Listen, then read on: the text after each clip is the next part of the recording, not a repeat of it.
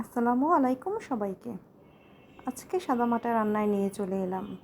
খুবই সিম্পল, ভাতের চালের ভুনা খিচুড়ি আর মুরগির ঝোল। এই সামনেই আবার কোরবানির ঈদ আছে, তো ছুটির দিনটিতে খুবই সাদামাটাভাবে আজকে রান্না করতে চলে এসেছি।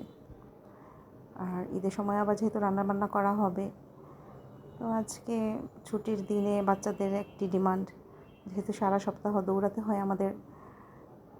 তো আমি সবসময়ই মুগ ডালটাকে একটু ভেজে নিয়ে তারপর আগে মুগ ডালটাকে কষিয়ে পরে চালটাকে মেশাই। এভাবেই ভুনা খিচুড়িটা রান্না করি। আর মুরগির চিকেন কষা, যেটা অ্যাজ ইউজুয়াল হতে এভরিডে মানে প্রায়ই করতে হচ্ছে, সেটা সাদামাটাভাবেই করে যাচ্ছি। তো রান্নাবান্না চলছে। এমনিতেও বৃষ্টি হয়েছিল, বৃষ্টির দিনে সবাই খিচুড়িটা করেছে। খিচুড়ি খেতে আসলে মজাই লাগে। আর ভাতের চালের হলেও এই খিচুড়িটা খেতেও খুব স্বাদ হয়।